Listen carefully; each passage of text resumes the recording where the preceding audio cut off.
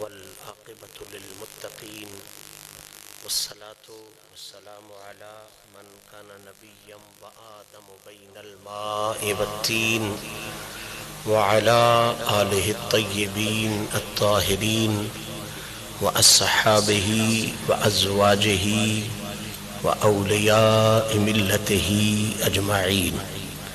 أما بعد، قال الله تبارك وتعالى في الكلام المجيد والفرقان الحميد: فأعوذ بالله من الشيطان الرجيم، بسم الله الرحمن الرحيم، والنجم إذا هوى.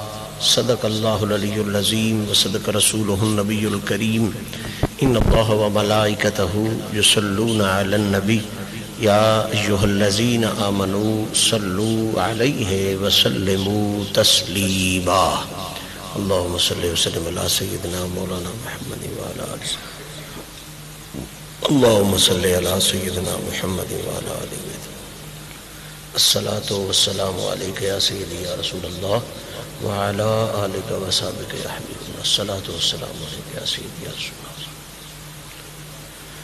حمد و ثناء رب ذوالجلال اور ہدیہ درود و سلام بحضور سرور کائنات، فخر موجودات، شافع روز جزا، محبوب رب اولا جناب محمد مصطفیٰ صلی اللہ تعالی علیہ وآلہ وصحبہ وسلم پیش کرنے کے بعد، آج کی یہ عفت مآب تقریب جو آستان عظمت نشان آستانہ عالیہ حسین آباد شریف پر جامع مسجد مولائے کائنات جناب علی المرتضیٰ کرم اللہ وجہ الکریم میں مالک حقیقی کی تعریف و توصیف، سرکار کی نعت و ثنا گوئی، آقا پاک کے دین متین کی تعلیم و تبلیغ کے خوبصورت حوالے سے انعقاد پذیر ہے۔ میری اور آپ سب حضرات کی یقیناً یہ خوش بختی ہے کہ کریم رب نے ایک مرتبہ پھر ہمیں جمعے والے پاک دن میں اس پاک مقام پر پاک ذکر کی پاک محفل میں حاضر ہونے کی توفیق نصیب فرمائی۔ دعا ہے رب العزت انہی پاکیزہ نسبتوں کا صدقہ ہمارے ظاہر کو بھی پاک فرمائے، ہمارے باطن کو بھی پاک فرمائے، اور آل رسول کی عظمتوں کا صدقہ ہمیں اس جہان میں بھی عزت نصیب فرمائے، اگلے جہان میں بھی عظمت نصیب فرمائے۔ معزز سامعین، جو احباب کثرت کے ساتھ ان پاک محافل میں شرکت کرتے ہیں، ان کے ذہنوں میں یقیناً یہ حقیقت موجود ہے کہ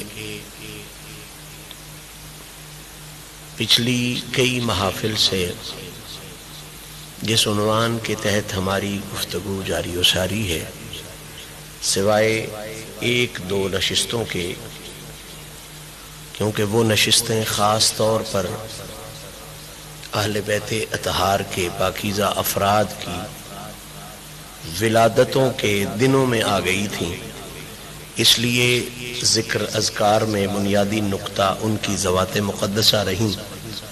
اس سے پہلے جو موضوع ہم نے شروع کر رکھا ہے وہ موضوع یہ ہے کہ قرآن و حدیث کی روشنی میں آقا کریم علیہ الصلاۃ والتسلیم کے معراج شریف کے قصیدے کیا ہیں، اور ان قصیدوں کے حوالے سے اہل سنت و جماعت یعنی ولیوں کے غلاموں کے خوبصورت عقیدے کیا ہیں۔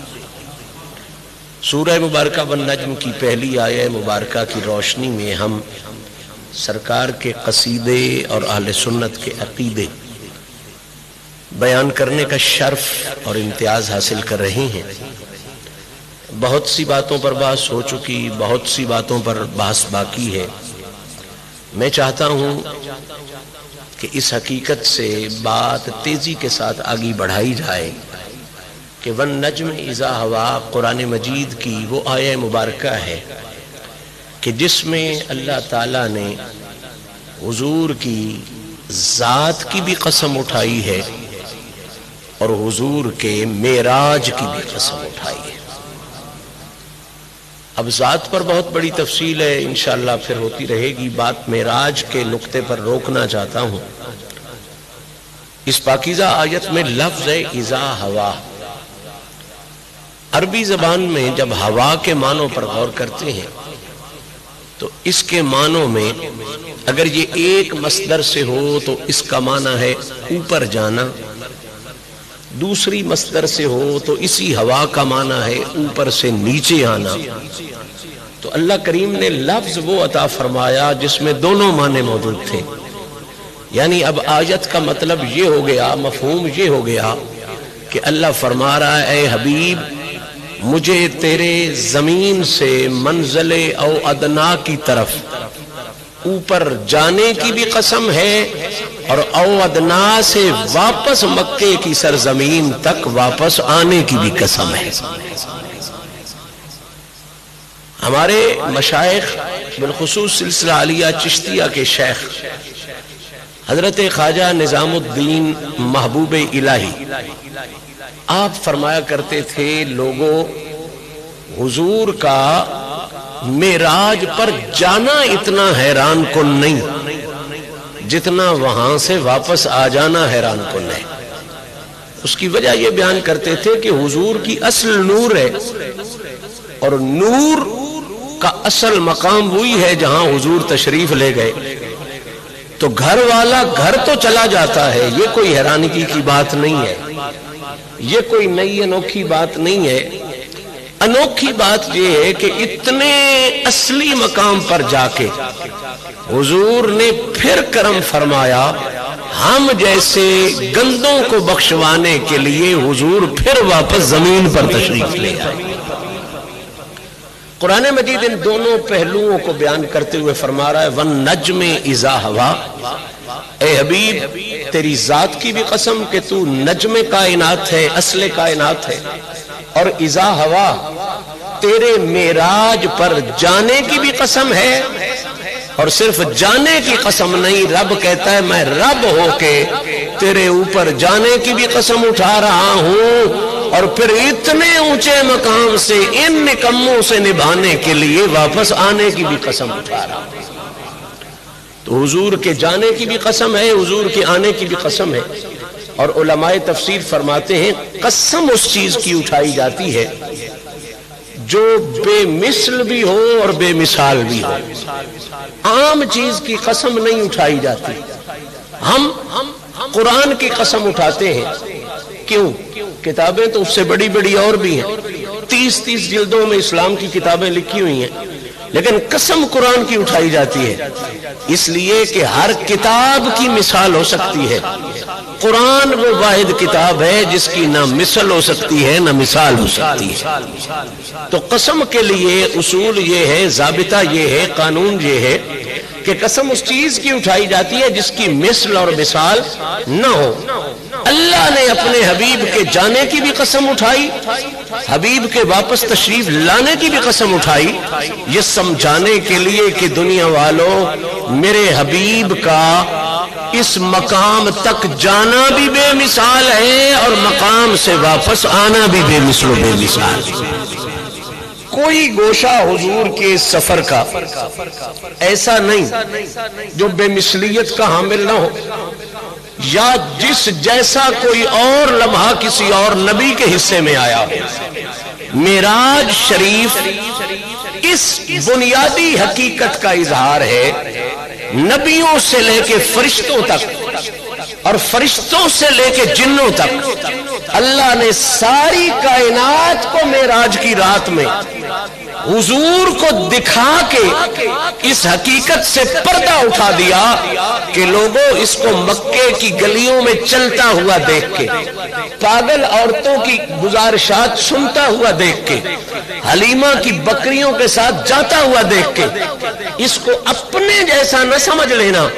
آج کی رات، معراج کی رات، سب کو محمد کی عزت دکھا کے سمجھانا ہی یہی تھا کہ اس جیسا خدا نے پوری مخلوق میں اور بنایا ہوا ہی کوئی نہیں۔ تو معراج کی رات حقیقت میں حضور کی عزتوں کے اظہار کی رات ہے۔ علماء تفسیر فرماتے ہیں حضور کے حسن اور حضور کے شباب اور حضور کے جمال کے لیے یہ زمین بہت چھوٹی ہے۔ اگر حضور کا جمال زمین پہ دکھایا جا سکتا ہوتا اللہ حبیب کو عرشوں تک نہ لے جاتا۔ یہ عرشوں کی سیر، یہ منزل ادنا تک لے جانا یہ بتانے کے لیے ہے کہ محمد کا شباب دیکھنا ہو تو پھر منزل ادنا ہونی چاہیے۔ حسن دیکھنا ہو، جمال دیکھنا ہو تو پھر منزل ادنا ضروری ہے۔ کیوں؟ اس لیے کہ اللہ نے اس جیسی مثلیت، اس جیسی بے مثلیت کائنات میں نہ کسی نبی کو عطا فرمائی ہے، نہ کسی فرشتے کو عطا فرمائی ہے، نہ کسی جن کو عطا فرمائی ہے۔ اور موسیٰ اور ابراہیم بھی پہلے کھڑے ہو گئے تاکہ پتہ چلے نہ کسی رسول کو ایسی عطا فرمائی۔ معراج شریف کا ایک ایک لمحہ حضور کی عزتوں کا اعلان ہے۔ اور قرآن مجید کی جو آیہ مبارکہ ہے نا 15ویں پارے میں، اس میں بڑی خوبصورت حکمت ہے اس لفظ میں۔ اللہ فرماتا ہے سبحان الذی اسریٰ بعبدہ لیلا من المسجد الحرام الی المسجد الاقصیٰ۔ اللہ پاک ہے جس نے سیر کرائی اپنے عبد خاص کو رات کے چھوٹے سے حصے میں مسجد حرام سے لے کے دور والی مسجد تک، بارکنا حولہ، جس کے آس پاس بھی برکتیں ہیں۔ یا اللہ کیوں سیر کرائی؟ اگلے جملے میں جواب ہے، کہا لِنُرِيَهُ مِنْ آیاتنا۔ سیر اس لیے کرائی کہ ہم اپنے محبوب کو اپنی نشانیاں دکھائیں، تاکہ لِنُرِيَهُ ہم اسے دکھا دیں اپنی نشانیاں من آیات نا۔ اچھا میں سادہ سی ایک مثال دوں، یہ آیت بڑی طریقے سے آپ کی سمجھ میں آ جائے۔ آپ کسی مستری کے پاس جائیں اور اسے کہیں کہ مستری جی تو کتنا بڑا مستری ہے، کوئی اپنی نشانی دکھا، تو وہ نشانی کے طور پہ اپنا منہ نہیں دکھائے گا کہ میرا منہ سونا ہے میں چنگا مستری ہوں، یا یہ نہیں کہے گا کہ میں نے بوسکی پہنی ہوئی ہے میں اچھا مستری ہوں، یہ بھی نہیں کہے گا میں بھاگ اچھا لیتا ہوں تو یہ میرا مستری کا اظہار ہے۔ مستری سے جب آپ پوچھو گے کہ مستری جی اپنی کوئی نشانی دکھاؤ، اپنی عظمت کی کوئی دلیل دکھاؤ، تو مستری آپ کو اس عمارت کے پاس لے جائے گا جس جیسی عمارت اس نے اور کوئی نہ بنائی ہوئی۔ اصول کی بات ہے، اگر عام عمارت ہو تو مستری نہیں پیش کرے گا، حالانکہ کئی عام بھی بنائی ہوتی ہیں، کئی خاص بھی بنائی ہوتی ہیں۔ تو مستری سے جب اس کا تعارف پوچھیں گے تو مستری وہ عمارت دکھائے گا جو اس نے سب سے بہترین بنائی ہوئی ہے۔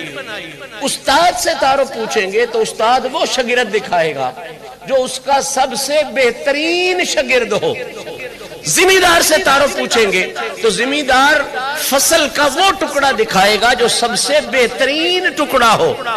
یہ اصول ہے کہ ماہر کی مہارت اس کی ذات میں نظر نہیں آتی، اس کی بنائی ہوئی شے میں نظر آتی ہے۔ اب اللہ سے کہیں کہ مالک تو اپنی نشانی دکھا، تو کتنا بڑا ہے، تو اصول تو یہی ہے کہ جس جیسی اس نے کوئی نہ شے اور بنائی ہو اسے دکھانا پڑے گا۔ اب اللہ کہتا ہے سورج تو میں نے بہت سے بنائے ہیں، ستارے بھی میں نے بہت سے بنائے ہیں، یا اللہ کوئی ایک ایسا ہے جس جیسا تو نے کوئی نہیں دوسرا بنایا؟ فرمایا وہ ایک محمد عربی ہے۔ اللہ کہتے ہیں والذی ارسل رسولہ بالہدی، سورج میں نے بہت بنائے ہیں تمہیں نظر آئیں یا نہ آئیں، ستارے بہت بنائے ہیں تمہیں نظر آئیں یا نہ آئیں، آسمان بہت بنائے ہیں تمہیں نظر آئیں یا نہ آئیں، لیکن اپنی مخلوق میں اکیلا بنایا ہے تو صرف محمد بنایا ہے۔ اب بلا تشبیہ و بلا مثال مستری سے پوچھے اپنی نشانی دکھا تو وہ عمارت دکھاتا ہے جس جیسی اس نے کوئی نہ بنائی ہو۔ استاد سے پوچھیں اپنی مہارت دکھا، وہ شاگرد دکھاتا ہے جس جیسا اس کا کوئی دوسرا شاگرد نہ ہو۔ خدا سے کہتے ہیں مالک اپنی نشانی دکھا تو وہ بھی محمد دکھاتا ہے، کیونکہ اس جیسا اس نے دوسرا کوئی نہیں بنایا۔ تو پتہ چلا معراج کی رات چاند دکھانے کی رات نہیں تھی، معراج کی رات سورج دکھانے کی رات نہیں تھی، یہ تو ساری چیزیں راستے میں آ گئیں۔ معراج کی رات اصل میں محمد کی عزت کے دکھانے کی رات تھی، محمد کی عظمت کی دکھانے کی رات تھی۔ لِنُرِيَهُ مِنْ آیَاتِنَا کا مطلب یہ ہے حبیب مکے میں تجھ پر جو پردے ڈال رکھے ہیں، مدینے میں مکے کی گلیوں میں تجھ پر جو پردے ڈال رکھے ہیں، لوگ تیری دو آنکھوں کو دیکھ کے، دو کانوں کو دیکھ کے، چلتا پھرتا دیکھ کے کہتے ہیں یہ بھی عبداللہ کا بیٹا ہی ہے، ہمارے جیسے ہی ہوگا۔ حبیب آنا معراج کی رات اور دیکھ جا، یہ جس کو یہ اپنے جیسا بے وقوف کہہ رہے ہیں، اس جیسا تو خدا نے ساری کائنات میں اور بنایا ہی کوئی نہیں۔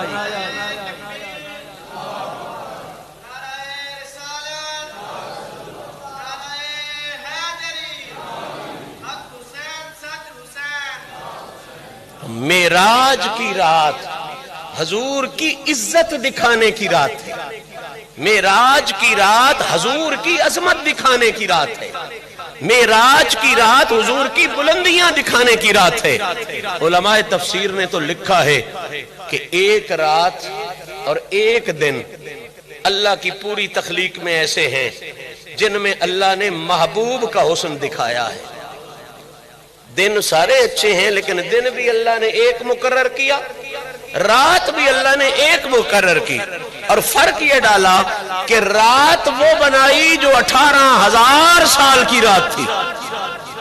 حبیب کا حسن دکھانے کے لیے رات وہ منتخب کی جو کتنے ہزار سال کی؟ 18,000 سال کی رات تھی، اور دن قیامت کا بنایا جو 50,000 سال کے دن کے برابر بنا۔ یہ دو دن اور ایک رات ہی اللہ کی پوری کائنات میں ایسے ہیں جن میں محمد کا حسن ظاہر ہو سکتا ہے۔ نہ مکے میں، نہ مدینے میں، نہ پہلی صدی میں، نہ دوسری صدی میں، نہ چوتھی صدی میں، نہ 20ویں صدی میں۔ رات معراج میں محمد کا حسن ظاہر ہوا ہے، دن حشر والے دن محمد کا حسن ظاہر ہو۔ تو معراج پہ ہماری بات چل رہی ہے کہ معراج کا ہر پہلو، ہر لمحہ، ہر گھڑی حضور کے حسن کا اظہار ہے، حضور کی خوبصورتی کا اظہار ہے، بلکہ یہ دکھانے کا اظہار ہے کہ موسیٰ آئے، ابراہیم آئے، نوح آئے، جبریل آئے، میکائیل آئے، اسرافیل آئے، دیکھے میرے محبوب کو اور دیکھ کے یہ کہے کہ زلفاں چھلے او چھلے، جگ سارا سونا ہے پر ایس مدنی تو تھلے ہوتے۔ معراج کی رات یہ سمجھانے کی رات ہے کہ موسیٰ تیری بڑی شان، عیسیٰ تیری بڑی شان، ابراہیم تیری بڑی شان، کلیم اللہ تیری بڑی شان، لیکن آج کی رات دیکھ اس شانوں والوں کو جس شان والے کی وجہ سے میں نے موسیٰ تمہیں بھی بنایا، ابراہیم تمہیں بھی بنایا ہے، موسیٰ عیسیٰ تمہیں بھی بنایا ہے، اور تو اور جبریل تو بھی تھک کے کھڑا ہو جا اور مان لے جس کے صدقے ہر چیز بنی ہے۔ جبریل جتنی بھی پرواز والا ہے، جو صدقے سے بنے وہ رک جاتے ہیں، جس کے صدقے سے بنائے جائیں وہ منزل ادنا تک چلے جاتے ہیں۔ کمال کی منزلیں ہیں حضور کے معراج کی ہر منزل، اور حضور کی ایسی عزتوں کا اظہار ہے، بندہ ان منزلوں پہ رکتا جائے اور حضور کی عزتوں کو سلام کرتا جائے، زندگیاں ختم ہو جائیں، یہ معراج کی شب کی عزتیں محمد کی ختم نہیں ہو سکتی، ایک رات کی کہانی ختم نہیں ہو سکتی۔ وہ ایک لمحہ جو دیکھنے میں ایک لمحہ تھا، حقیقت میں وہ 18,000 سال کی رات تھی، اس کی کہانی ختم نہیں ہو سکتی۔ کہاں کہاں بندہ رکے اور کس کس نقطے کو بندہ چھوڑے اور کس کس کو چھیڑے، جو بھی لہجہ معراج کے سفر میں تو کھولے گا، حضور کا قصیدہ بھی کھلتا ہوا نظر آئے گا اور حضور کے سچے سچے غلاموں سنیوں کا عقیدہ بھی کھلتا ہوا نظر آئے گا۔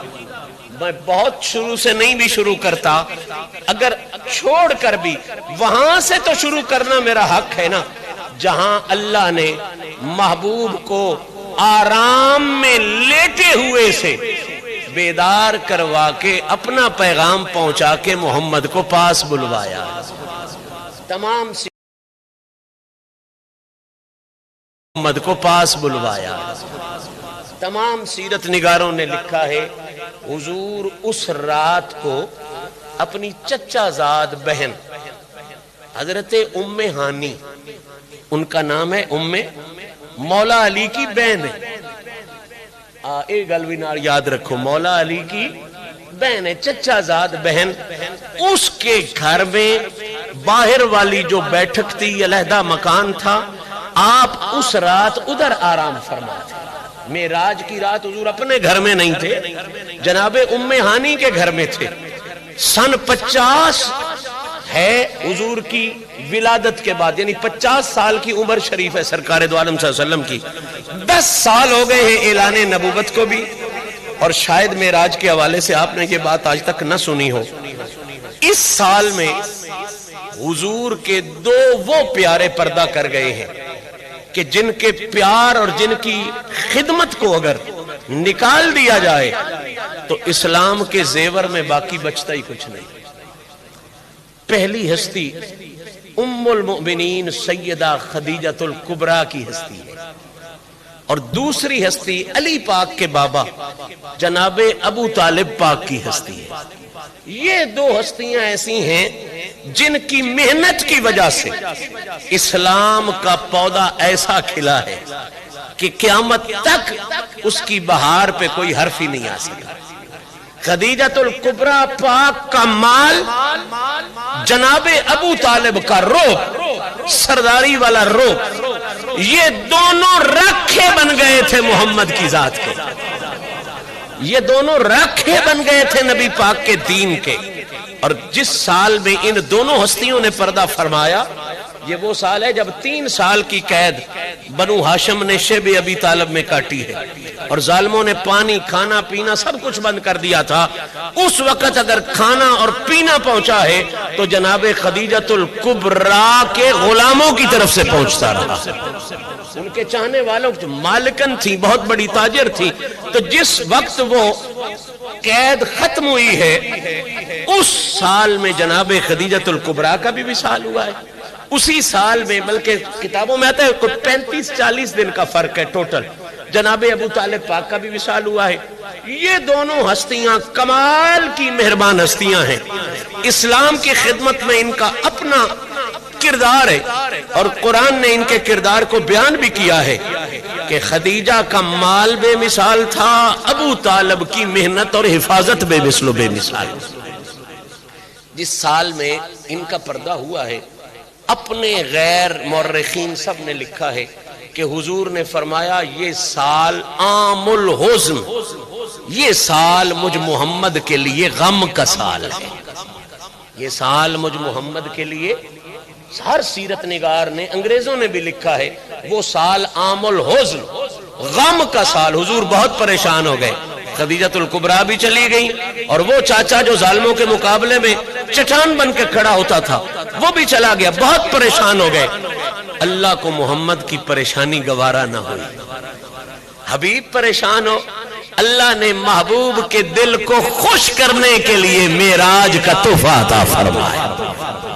حبیب بلا شبہ وہ پیارے تھے تجھے، اور انہوں نے تجھ سے پیار کمال کا کیا ہے، خدیجہ الکبریٰ نے بھی اور ابو طالب نے بھی، لیکن حبیب اگر اس طرف یہ غم ہے تو تیری دلجوئی کے لیے تجھے دکھانا چاہتا ہوں، خدیجہ الکبریٰ ابو طالب کی محبتیں اپنی جگہ، میں نے اس پوری کائنات میں کسی کو کوئی حیثیت دی ہی نہیں ہے جس کو جو حیثیت دی ہے محبوب تیرے وسیلے سے عطا فرمائی۔ آ کے دیکھ جا، عرشوں پہ بھی دیکھ جا، فرشوں پہ بھی دیکھ جگہ، ہر جگہ تیرے گن گائے جا رہے ہیں، تیری عزتوں کے ترانے پڑے جا رہے ہیں۔ اور جب سرکار دو عالم صلی اللہ علیہ وسلم اسی سال میں اس 27 رجب کو اپنی چچا زاد بہن جناب ام ہانی کے گھر آرام فرما ہے، تو انداز کیا ہے بلانے کا، طریقہ کیا ہے بلانے کا؟ پتہ نہیں یار لوگ ڈنڈیاں کیوں مار جاتے ہیں، مجھے سمجھ نہیں آتی۔ ایک ایک لمحے میں رہنمائی ہے، ایک ایک گوشے میں حضور کی عزت کے ترانے ہیں۔ تمام سیرت کی کتابوں میں یہ بات لکھی ہے، حضور آرام فرما ہے، اور انداز آپ کے آرام کا یہ ہے کہ آپ نے چادر مبارک اوپر لی ہوئی ہے، اور عجیب مزہ یہ ہے، عام طور پہ اصول ہے کہ بندہ پاؤں پہ چادر لیتا ہے چہرے پہ نہیں لیتا. آنت کھیس لوی دینا تے پیران ضرور کجیدہ ہے, منہ تے نہیں لویدہ, عام طور تے منہ کھلا رکھیدہ ہے ساہ لینے واسطے. اصول انسان دی آکسیجن دا پرابلم ہے. کدی سیاڑا بھی ہوئے تے رضائی جو منہ باہر ہی رکھی رہے بھئی ساہ ٹھیک ہوندہ رہے. نبی پاک صلی اللہ علیہ وسلم کے سونے کا انداز ملاحظہ فرما, ہر بندے نے لکھا حضور آرام فرما رہے تھے لیکن انداز یہ تھا کہ حضور نے چہرہ تو ڈھانکا ہوا تھا, پاؤں میرے مصطفیٰ نے ننگے رکھے ہوئے.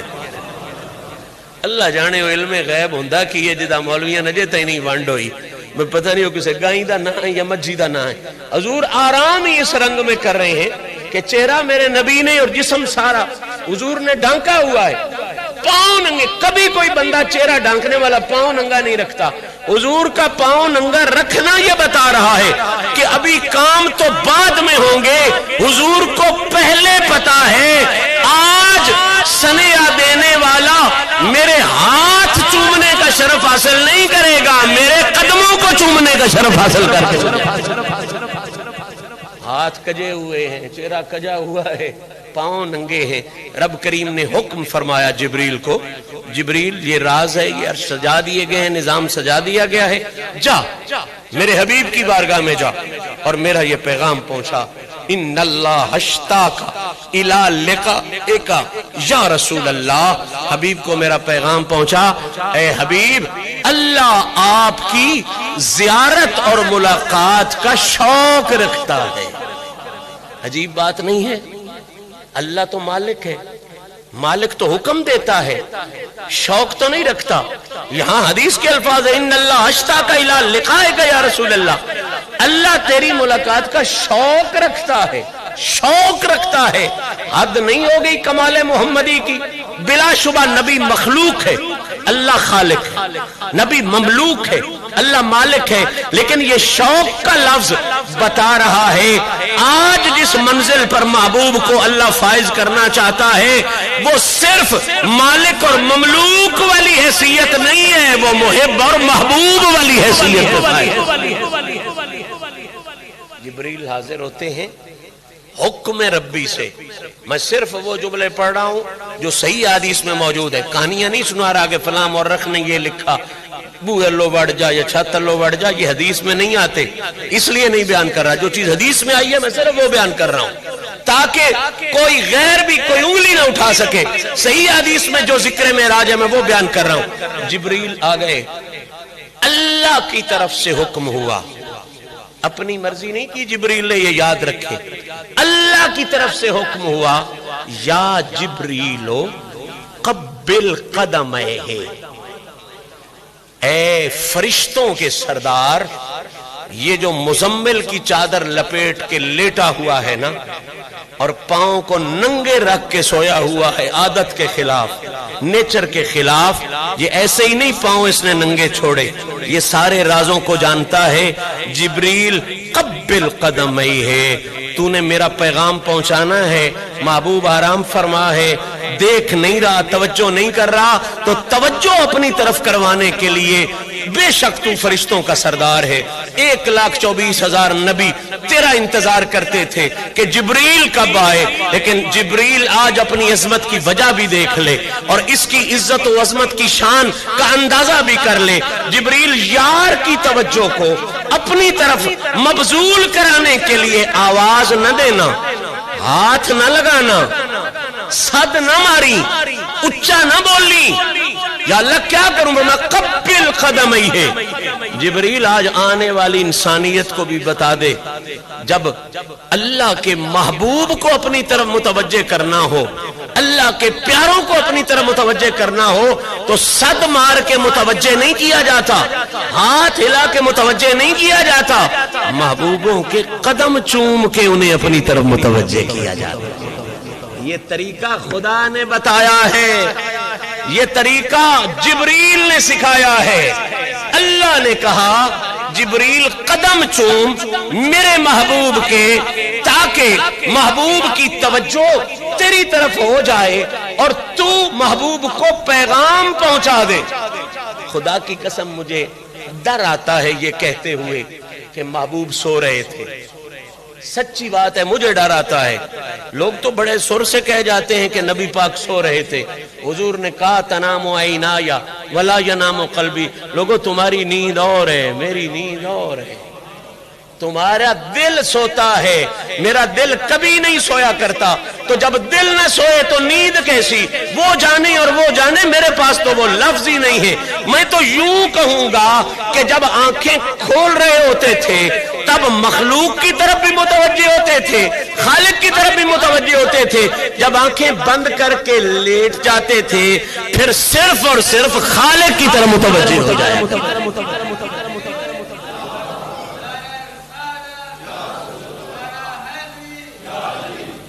جبریل نے کہا، جبریل نے اللہ کے حکم سے، اپنی مرضی سے نہیں، یہ سبق یاد رکھیں، ایک ہوتی ہے اپنی مرضی، جبریل کی اپنی مرضی بھی ٹھیک ہے، کوئی حرج نہیں، وہ بھی بہت بڑی شخصیت ہے، نبی پاک کا وزیر بھی ہے۔ جبریل کا ایک تعارف یہ بھی، حضور نے فرمایا میرے 2 وزیر آسمان میں، میرے 2 وزیر زمین میں، اور حضور کے وزیروں کی اتباع کرنا یہ عین ایمان ہے۔ زمین والے وزیر ابو بکر صدیق اور عمر ہے، آسمان والے وزیر جبرائیل اور میکائیل ہے۔ عمر کی اتباع، ابو بکر کی اتباع بھی ضروری ہے، جبریل بھی کوئی کام کرے تو ہمارے لیے وہ بھی دلیل ہے۔ جبریل نے اگر اپنی مرضی کی ہوتی تب بھی بڑی بات تھی، لیکن یہاں اپنی مرضی نہیں، یہاں تو جبریل نے اللہ کا حکم ماننا ہے۔ جبریل قبل قدم ہے، محبوب کے قدم چوم۔ اب جبریل نے سرکار کے قدم چومے، اللہ کے حکم سے، اللہ کی مرضی سے۔ صرف 2 لمحوں کے لیے رکے، میں بات کو کہیں سے کہیں لے جانا چاہتا ہوں۔ جبریل کون ہے؟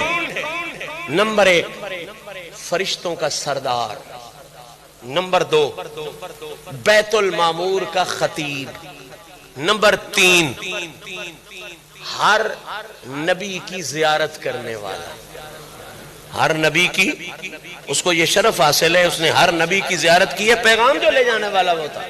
نمبر 4 انبیاء کی مختلف موقعوں پر اللہ کے حکم سے مدد کرنے والا۔ یوسف علیہ السلام کے لیے بھی تخت لے کے آنے والا وہی تھا، اسماعیل علیہ السلام کے لیے بھی دمبا لے کے آنے والا وہی تھا۔ یہ 4 صفات آپ کے ذہن میں، 5ویں بہت بڑی صفت جو قرآن نے خود بیان کی، قرآن کہتا ہے ایدناہ بروح القدس، جبریل ہے پاک روح۔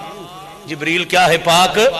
اس کی یہ بلندیاں دیکھ کر تو عیسائی پریشان ہو گئے اور کہنے لگے شاید یہ بھی اللہ کا حصہ ہی ہے کوئی، اس لیے نظریہ تثلیث وجود میں آیا کہ اللہ، جبریل اور جناب مریم یہ سارے مل کے اللہ بنتے ہیں، اور اسی لیے وہ کافر اور باطل ہو گئے۔ اللہ اللہ ہے، جبریل جبریل ہے، مریم مریم ہے، محمد محمد ہے۔ تو قبلہ جبریل بڑی شان والا ہے، کوئی معمولی نہیں ہے، عام نہیں ہے، ان ساری صفتوں کا مالک ہے، فرشتوں کا سردار بھی ہے، بیت المعمور کا خطیب بھی ہے، ہر نبی کا زائر بھی ہے، یعنی ہر نبی کا صحابی بھی ہے۔ جو ایمان کے ساتھ نبی کی زیارت کرے وہ کیا ہوتا ہے؟ صحابی۔ جبریل کے ایمان پہ تو شک نہیں ہو سکتا، فرشتہ ہے، زیارت اس نے سب صحابہ کی ہے، لہذا ہر نبی کا صحابی بھی ہے، ہر نبی کا۔ اور اگلی بات، ہر نبی کی مشکل کے وقت میں خدمت اور نوکری کرنے کے لیے جانے والا بھی ہے۔ اور 5ویں چیز بے روح القدس، پاک روح بھی ہے، پاک روح بھی ہے۔ اب اللہ نے اتنی بڑی شانوں والے جبریل کو حکم دیا، اوے تو چوم میرے محبوب کے قدموں، چوم میرے محبوب کے قدموں کو۔ اب جبریل کی 5 صفتیں ذہن میں رکھ، اور اس قدموں والی صفت سے میں نتیجے دینا چاہتا ہوں۔ 5 صفتیں جبریل کی ذہن میں رکھ، number 1، number 2، number 3، number 4، number 5۔ 5 صفتیں جو میں نے 2-3 دفعہ آپ کو سنا دی ہیں وہ ذہن میں رکھنا۔ اور کر کیا رہا ہے؟ حضور کے قدموں کو چوم رہا ہے۔ تو پہلی صفت سے سبق یہ مل رہا ہے کہ اللہ کے پیاروں کے قدموں کو چومنا یہ غداروں کی عادت نہیں ہوتی، یہ سرداروں کی عادت ہے۔ جبریل کیا ہے؟ فرشتوں کا، جبریل کیا ہے؟ فرشتوں کا سردار۔ یہ غداروں کی عادت نہیں ہے، اللہ دے پیاریاں دے پیر چومنا یہ سرداراں دی عادت ہے۔ یوں کہہ لو اگر سرداری لینا چاہتے ہو حقیقی سرداری لینا چاہتے ہو تو وہ سرداری پیسے میں نہیں پڑی، ریال میں نہیں پڑی، جائیداد میں نہیں پڑی، حقیقی سرداری اللہ نے اپنے محبوبوں کے قدموں میں رکھ دی ہے۔ جو یہاں سر جھکاتا ہے اللہ اسے سرداری کے تاج سے سرفراز کرتا ہے۔ اور یہ حقیقت کائنات نے دیکھی ہے۔ فقیروں نے یہ للکار کے کہا ہے ہم فقیروں سے دوستی کر لو، گر سکھا دیں گے بادشاہی کے، گر سکھا دیں گے بادشاہی کے۔ جو ان کے قدموں میں جھکا ہے وہ اونچا ہی ہوتا گیا ہے۔ دوسری صفت جبریل کی کیا ہے؟ پہلی سرداری فرشتوں کی، دوسری اس کی کیا ہے؟ خطیب ہے بیت المعمور کا، وہ جو سب سے اونچی مسجد بنی ہوئی ہے نا عرش اولا کے قریب، اس مسجد کا خطیب ہے۔ آج کسی نے محلے دی مسجد دا خطیب لا چھڑی ہے، وہ آدھا سیداں دے ہاتھ کیوں چومی ہے؟ میں مولوی نا انہاں دے جسے کیوں چومی ہے؟ اسی گھٹ مولوی ایڈو ساری مسجد دا خطیب جڑا ہے او اللہ دے ولیاں نال جھگڑے تے لگے ہوندا ہے، آل رسول دی نسبت تے لڑے ہوندا ہے۔ معراج کی رات پڑھ لے سبق تیرے حل ہو جائیں۔ کائنات کی سب سے اونچی جگہ پر پائی جانے والی مسجد کا خطیب محمد کے قدموں کو چوم کے تجھے سبق بتا رہا ہے۔ جو اونچے خطیب ہوتے ہیں وہ ان قدموں سے دور نہیں ہوتے، ان قدموں کو چومتے ہیں اور عزت کو بھرپور ہو جائے۔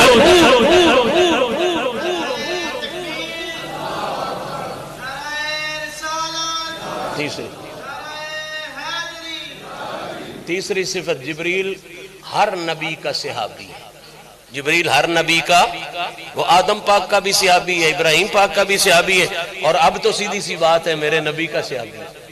حضور کے آنے کے بعد تو پچھلی ساری باتیں ختم ہو گئی، اب تو حضور کا صحابی ہے، گزٹڈ صحابی ہے، کوئی اسے صحابیت سے نکال سکتا نہیں ہے۔ تو آج کے جو اپنے آپ کو سپاہ کے صحابہ کے نام کے ساتھ منسوب کرنے والے ہیں اور کسی فقیر، کسی درویش، کسی آل رسول کی عزت کو حرام سمجھتے ہیں، انہیں یہ سبق بھی ملنا چاہیے معراج سے کہ رسول اللہ کا گزٹڈ صحابی نبی کے قدم چوم کر، اللہ کے پیارے کے قدم چوم کر یہ بتا رہا ہے کہ رب کے پیاروں کے قدم چومنا یہ وہابی کی سنت نہیں ہے، یہ محمد کے صحابی کی سنت ہے۔ اور چوتھی بات، وقت تو مکمل ہو گیا لیکن بات یہ پانچویں تک پہنچانی بڑی ضروری ہے۔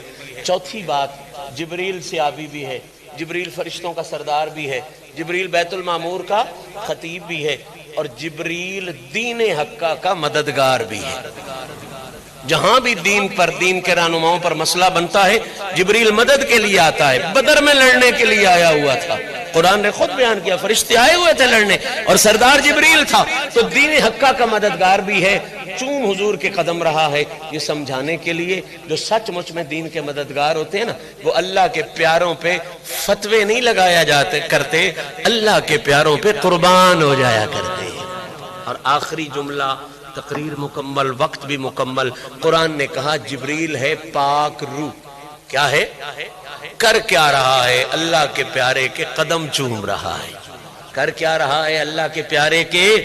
تو ہم حسین آباد شریف میں آ کے دین کا سبق لینے والوں کو یہ سبق جبریل دے رہا ہے نا کہ بابا اگر روح کو پاک کرنا ہو، جسے کو پاک کرنا ہو تو صابن چاہیے، سوڈا چاہیے، پانی چاہیے، اور اگر دل کرے کہ تیری روح پاک ہو تو اس کا نسخہ یہ ہے اللہ کے کسی پیارے کے قدموں کے ساتھ لگ جا، رب تیری روح کو پاک فرما دے گا، تیرا اندر ستھرا ہو جائے گا، تیرا باطن پاک ہو جائے گا۔